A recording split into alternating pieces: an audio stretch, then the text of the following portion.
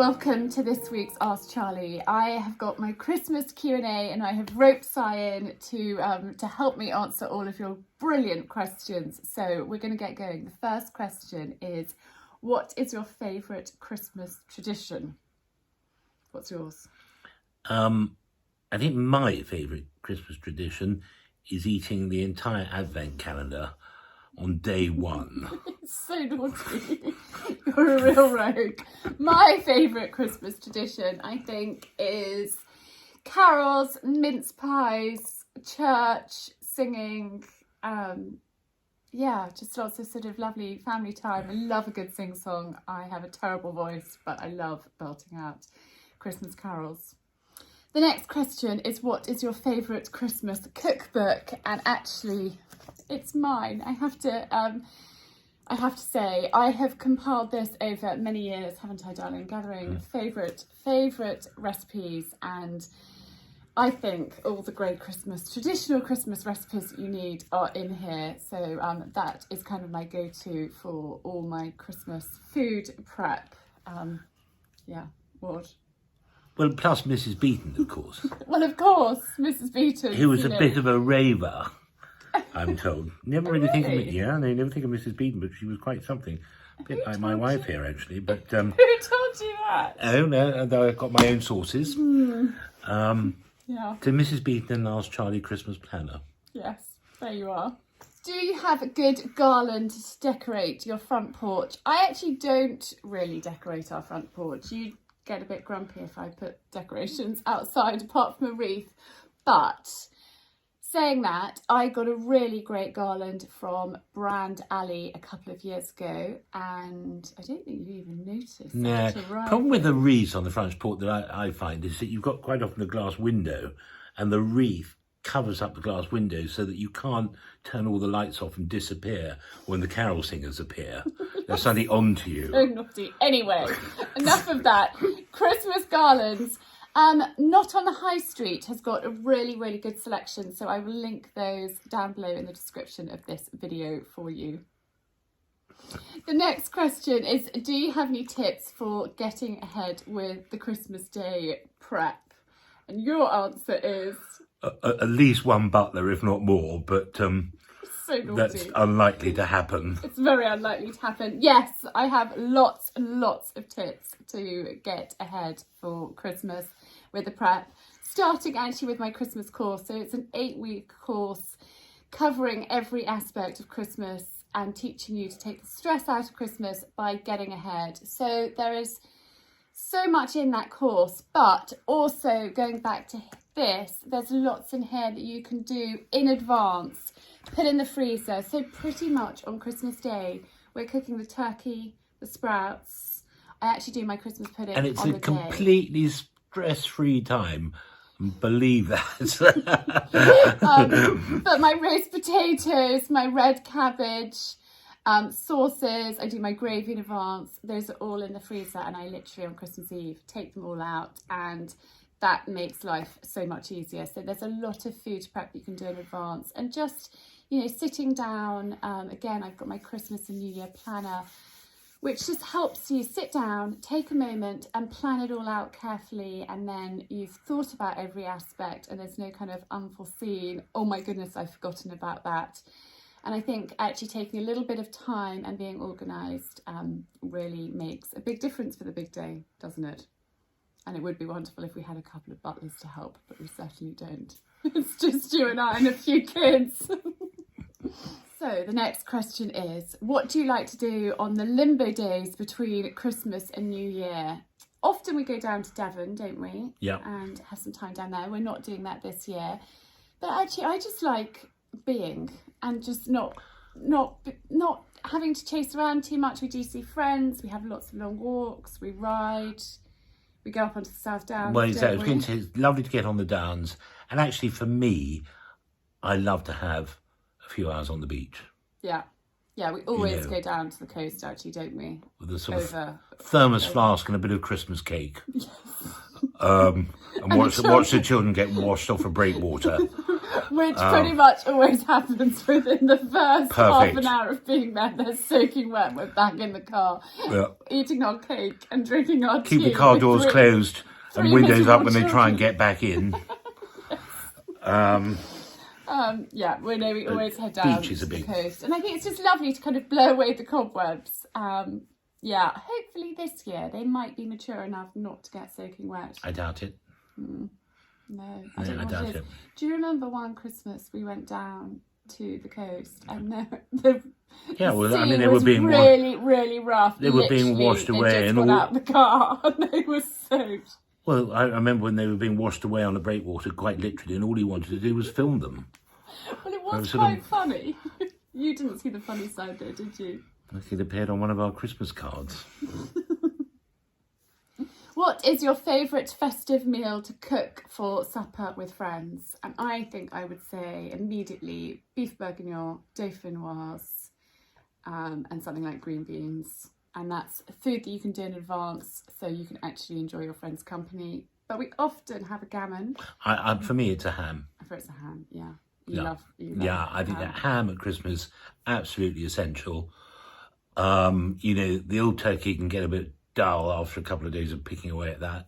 But ham there, you can permanently slice off sandwiches, salads, whatever. It's great. Yeah, I always cook a ham on the 22nd, 23rd of December, and then we've got it to enjoy. And that's a great thing if people come unexpectedly and you've got that cold ham. You can do jacket potatoes, you can do salad, you can do coleslaws, you can just whip up sort of wonderful things that you've got in the fridge, and it's quick and easy. And actually I think you can use lots of chutneys, mayo, all sorts of things really. Mayo. You're so naughty with the mayo. But I think you want to actually enjoy your friends and not spend ages cooking away, so it's got to be easy food.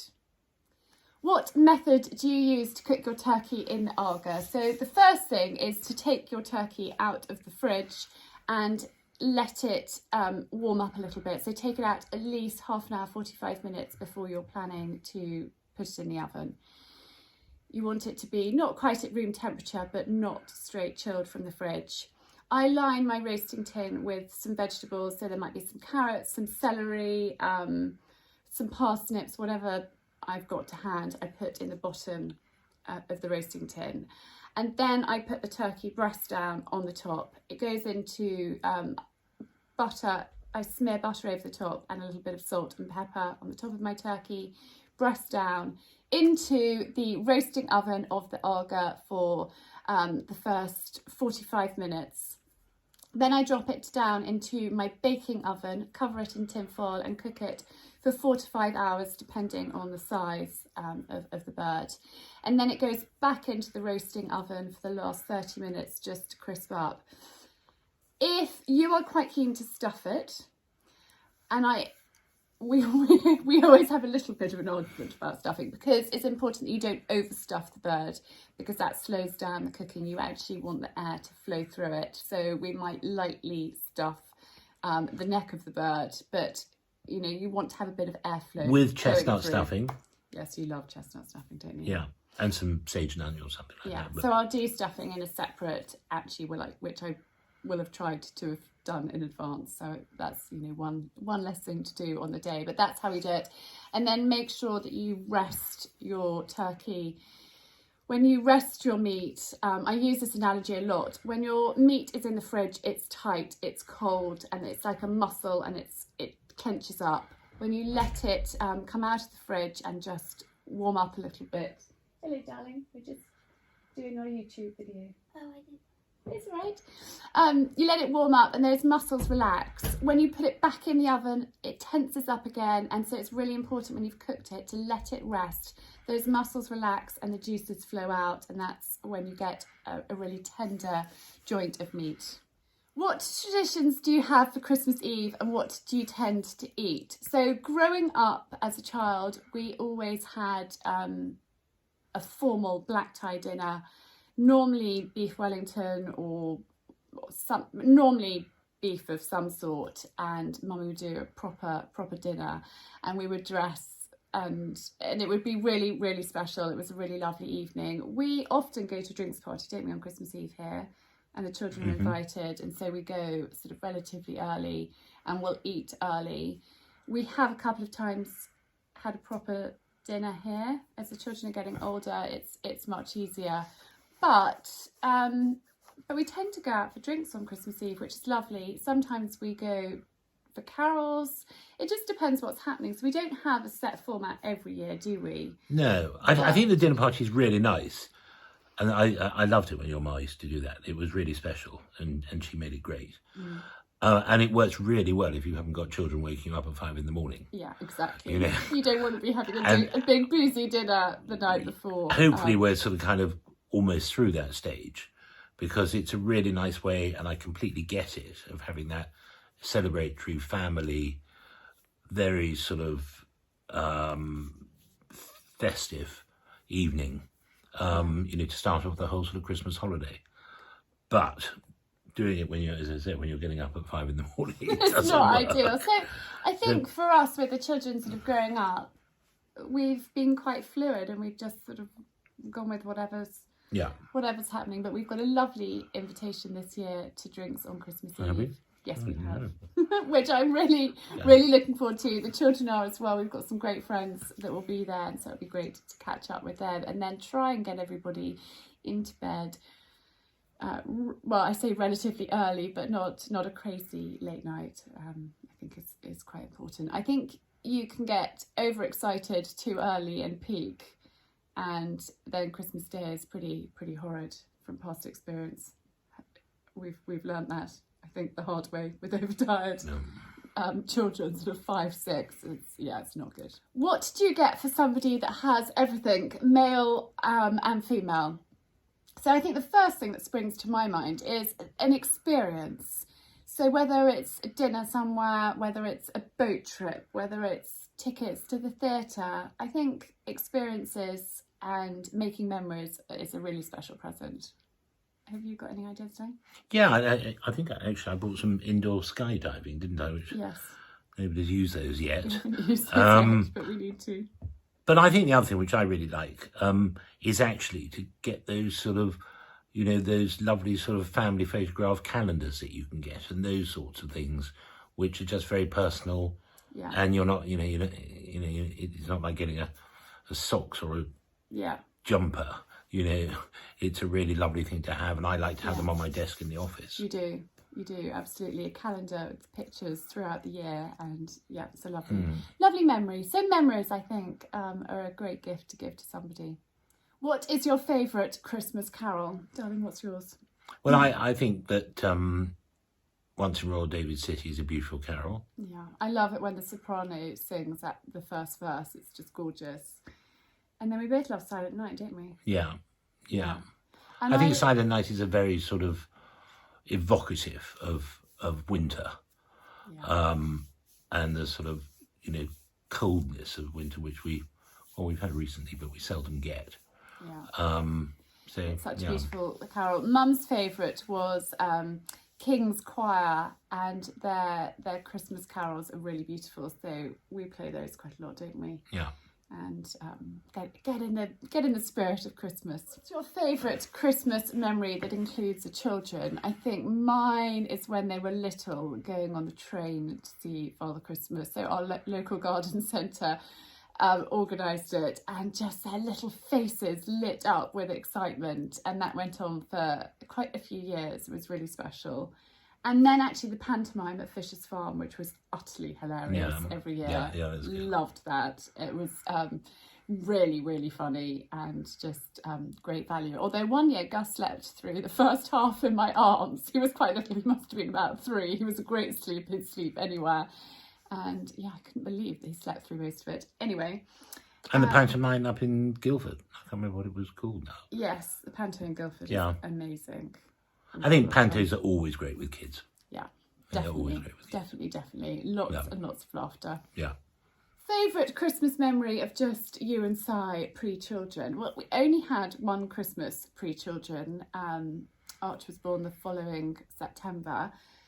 We were down with Mum. But I think it wasn't actually Christmas, but I think of it as Christmas. And it's when we went to Aspen when I was pregnant with Archie.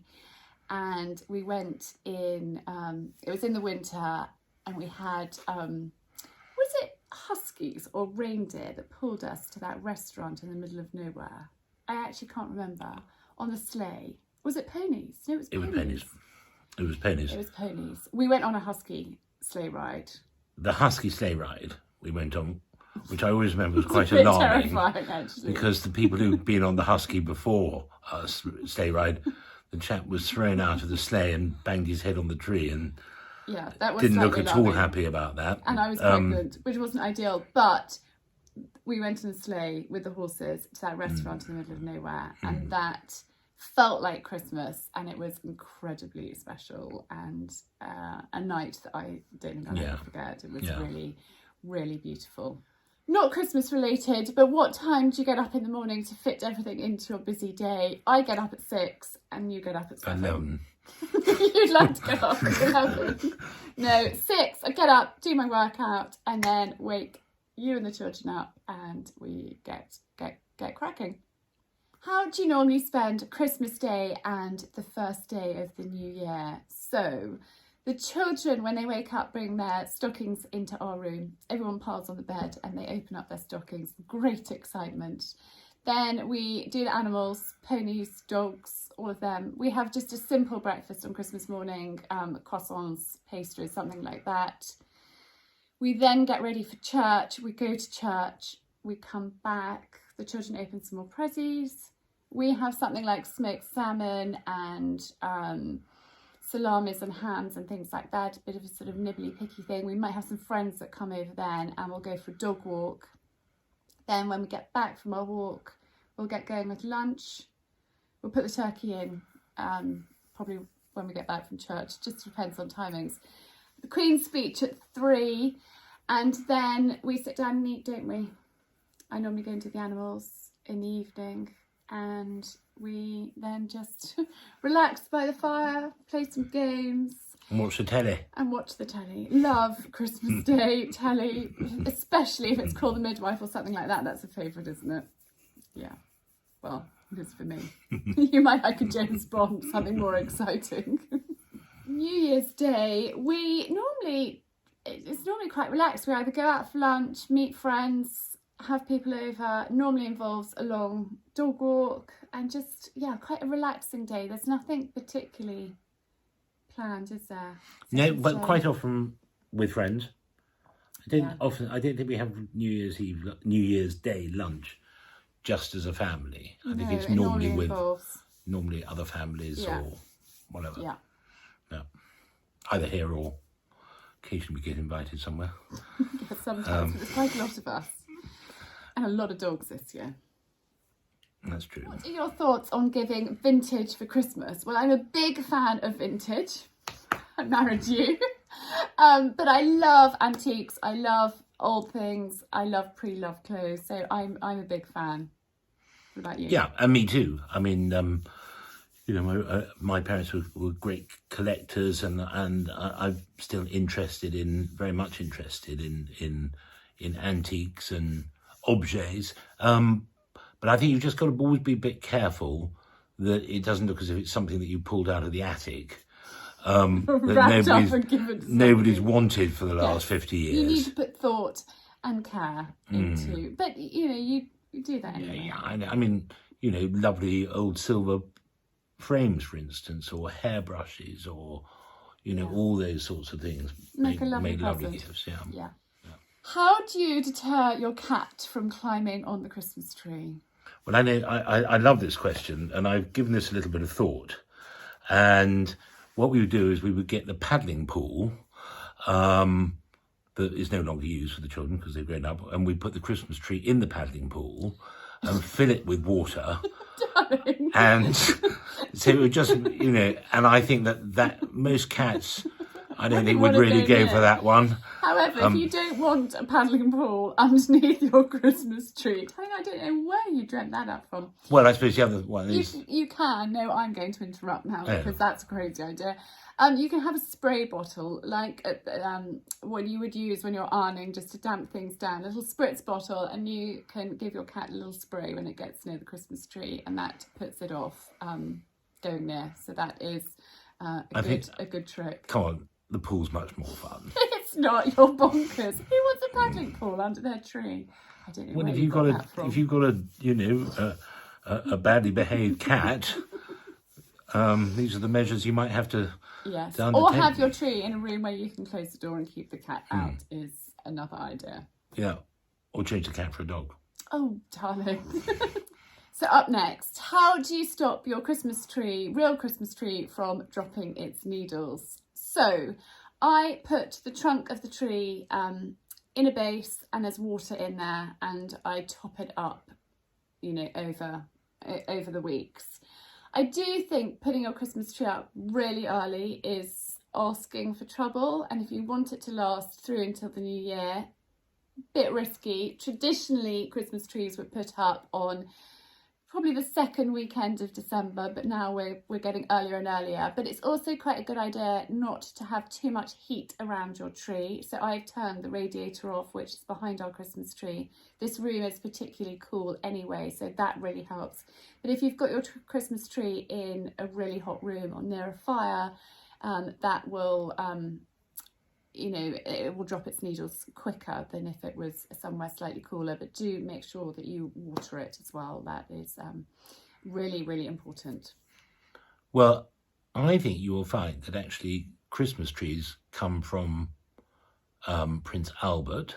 Mm-hmm, they do. That it was an idea that he, sort of brought with him over from Germany. I suspect that they were probably only put up the night before Christmas. Yeah. And they were hung upside down. Yes, exactly. So we got it all wrong, really. You got it all wrong, really. But in November. But also, and I think now the big difference is I remember Christmas trees when I was young, and you put them up, and within about 3 days, you had all the pine needles on the floor, and just some things hanging off twigs. Yeah, it didn't look very good, did it? The decorations hanging off twigs never look very good, and they were everywhere. But now you get these. A lot of these trees are basically non-drop, exactly. Yeah. Probably so that does genetically modified or something like that. But they do last a long time. Yeah, they do. Do your pups get anything special left by Father Christmas? They don't. Father Christmas just comes to the children and for their stockings, but they get spoilt by us, don't they? Yeah. They do. Favourite Christmas coffee table book, and I would have to say it is this one, Fortnum's and Mason's Christmas and Other Winter Feasts. This is given to me by a friend, and I love flicking through it at Christmas. Ooh, Slow Negroni. I've just opened the page on. I feel like one of those tonight, darling. That looks really good. So this is a lovely, lovely book. I love Fortnum's and Mason, and it's great to flick through. Favourite sweets, sweet dish for the festive period. Well, I love my Christmas pudding and brandy butter, but I think sweet-wise, we always have a tin of roses or quality sweets, something like that. And I love snuggling by the fire and tucking into those. What's yours? Yeah, what on sweets? I mean, I don't think you can beat dairy milk. All these exotic chocolates and everything else, but good old You're quite happy with dairy milk, massive aren't you? bar of dairy milk does it for me. And then what is your favourite savoury dish? Whatever, yeah. I mean, well, I love smoked salmon. Yeah. So. I like cheese. Smoked salmon on brown bread. Cheese. I've got some really, really great vintage cheddar, and I'm saving it. I've hidden it in the fridge that we don't use very often, and you keep saying, no, I'm waiting, I'm saving it for Christmas. I love cheese, and so I think for me, sort of something savoury would have to be cheese and biscuits, and enjoying that. And crisps. Stocking presents for the boys and Coco. Well, I can't say too much in case they see this, but I always think some useful things is very handy. Some things that they're not expecting, so I don't know. 2 walnuts and a tangerine. Yes, they always get a tangerine. They get some chocolate coins. Chocolate coins, yeah. And they, just some fun games, some maybe silly socks. And some little cards with their names on. Yes, thank you For the cards. thank you They always letters. get thank you cards. The in thank you their letters, it stocking. takes about 3 weeks to persuade them to write. They're getting slightly better. Slightly. Yeah. Slightly. So yeah, thank you cards. Those are kind of stable things. And then they do write a letter to Father Christmas. So there might be some of those things perhaps in there. And yeah, just useful bits and pieces. And Coco did ask me about the elves, if they were appearing tomorrow. Yes, Coco loves the elves on the shelf. So she gets very, very excited about them, and I have to remember. And they have to move every night. Every night, yes, we're always playing that game.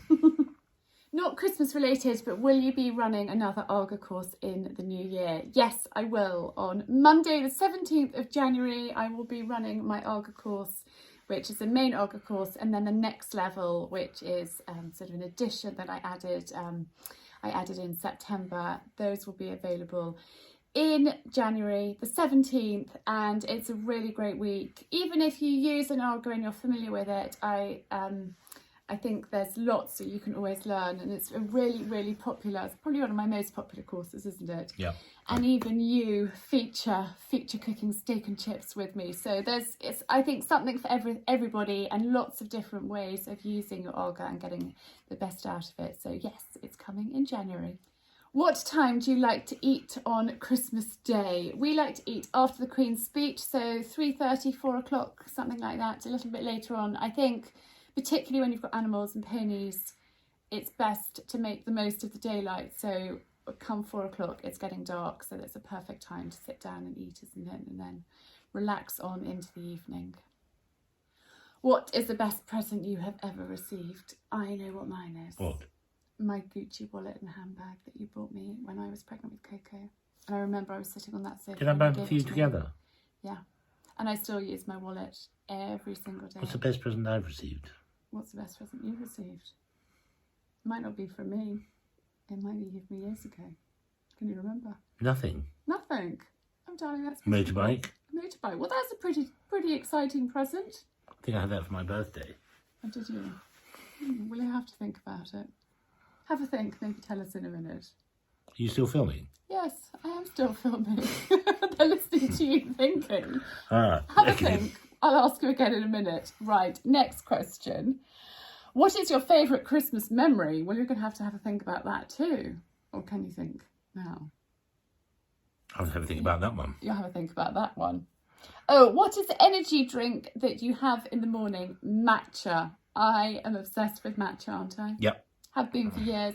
I will link it down below. I buy it from Linton because it's really, really good quality. I've tried others and it's not quite the same. So yeah, and I normally have 2 or 3 a day. Don't drink it after 3 o'clock unless I want to stay awake in the evening. And if we're going somewhere exciting for the evening, then I definitely have a shot of matcha because I have an awful habit of nodding off, don't I? Yeah, particularly in the theatre or cinema or somewhere like that. Not that we've done that for a while, but yes.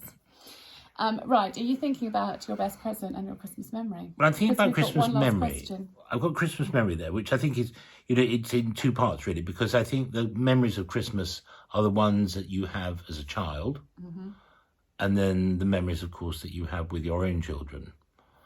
And as a child, the memories for Christmas, because my father was, a music composer and a musician, it was all about playing the piano and round the piano and carols and singing and that sort of thing. So That's been great fun. Yeah, and so that Really sort of lovely. stuck with me, and I always remember that. And then, of course, just the joy of one's own children and enjoying Christmas with them and their excitement.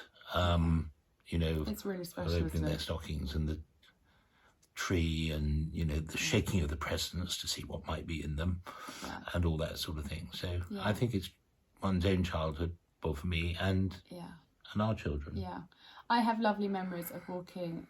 So I grew up in an old rectory, and we would walk down the lane to the village church on Christmas morning, and that was really, really lovely. We always had very happy Christmases. I do have quite a funny story about the first Christmas that we didn't have together as a family, and I couldn't bear the thought of it not being like was used to. So I decided to go and stay with Uncle Gerald and Auntie Margaret up in Scotland. And their boys decided on Boxing Day night, so they've got 4 sons, quite a bit older than me, that they would take me out partying in Edinburgh. And the friend that we were staying with got really, really, really drunk and passed out in his apartment, and we couldn't rouse him. So I spent Boxing Day night in 1997 on the streets of Edinburgh with a vicar and an ex-Marine wrapped up in some curtains that we'd found from a skip. And I look back, it was so funny. We had such a fun time, and that is actually a really, really happy memory, because it wasn't set to be a wonderful Christmas emotionally, but actually it was so wonderful being up in Scotland with them. So that's one memory that will always stick with me. But I think Christmas, it's all about making memories and creating your traditions, and yeah, special times for families. What are your Christmas Eve traditions and Christmas morning? So on Christmas Eve, we put out mince pies for Father Christmas. We've got a special plate that we put those on. He also has a glass of milk, because this Father Christmas doesn't drink. And we don't want Father Christmas to get too tipsy either. And then we leave a carrot for every single one of the reindeer, so we carefully work out. How many is that? Well, Coco is the expert. She knows. I I can't remember. I can never remember, but Coco tells me, no, mummy, we need to get another one out. So yeah, we always do that. And then on Christmas morning, I think our tradition is going to church, isn't it? And one of the children are often asked to read a lesson during the service, which is really lovely. And yeah, it's just a happy way to start the day. But I think, first thing in the morning, everybody piles into our room with their stockings, and makes a lot of noise and a lot of mess in our bedroom. Yeah, we're actually going to need a bigger bed. We are going to need a bigger bed. Yes, well, now we've got the sofa at the end of the bed, so that adds a little bit extra. I really hope that you have enjoyed the Christmas Q&A and me roping Sigh in. I thought that he would add a bit to it. Thank you, darling. Yeah, we're great. I hope that you have found those answers useful, helpful, interesting, a little bit of an insight into what we get up to. But wishing you a really, really happy weekend, a great week ahead. See you next week. Give it a thumbs up. Subscribe, all of those things, and lots of have love. a great Christmas if I don't see you again. Yes, you might not see you again. Thank you, darling. I might have to rope you into something else. We'll just see. We will just see. Thank you.